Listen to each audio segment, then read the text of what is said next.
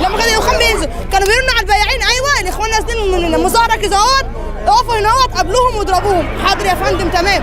دلوقتي بقوا من بياعين بتوع 26 وشارع فؤاد بقوا مكخه ولا ايه يعني؟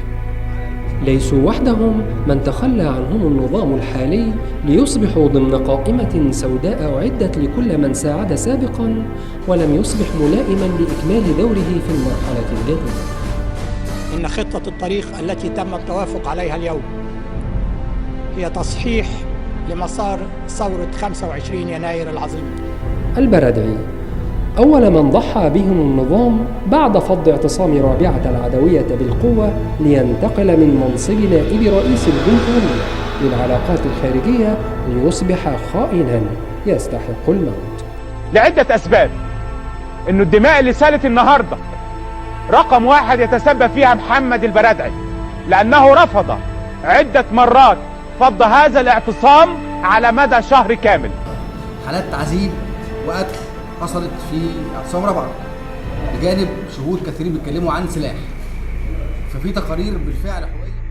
ذهب بعد الفض مباشرة ليجمل وجه الانقلاب في الولايات المتحدة ليجد نفسه الآن متهما بخرق القوانين ويحكم عليه بالسجن 3 سنوات.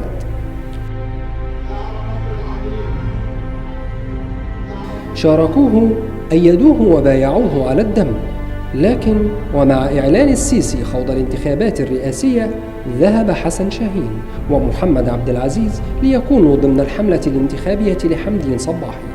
رموز حركة تمرد وما أعلنوه اليوم. بطلب من المصريين طلب، يوم الجمعة الجاية لابد من نزول كل المصريين الشرفاء الأمناء. ينزلوا ليه؟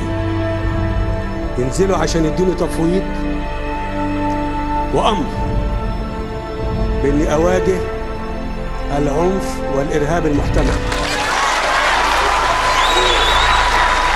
لم يعلموا أنه كان تفويضا بارتفاع أسعار المعيشة. الدعم شالوه عننا، شات التومين اللي احنا بناكل منهم شالوه عننا. بص كان بياكلنا دلوقتي ده جه يموتنا، جه يجوعنا. وحتى هذه الصحفية التي لم تنتظر من السيسي سوى غمزة لم تحظى بها، أو تلك الطبيبة التي أحبته بشدة، وإنه خلاني أحب الدنيا قوي، وإن أنا بحبه قوي قوي أكتر من بابايا، وإن أنا لو حد هيأذيه أنا أخد بداله يعني. لكن الحب وحده لا يكفي طبيبا لا يتحصل على راتب يصون كرامته. واحنا عايزينه يساوينا باطباء الجيش، حتى اطباء الجيش مش عايزين اكتر من كده. موضوع في غايه الخطوره، لو الموضوع ده مش عايزين الاخوان يشمتوا فينا يعني. قرارات وقوانين كلما اصدرها النظام الانقلابي وجد من كان بالامس نصيره عدوا اليوم ليستمر في صناعه كره ثلج توشك ان تطيح به عندما يفقد السيطره عليها.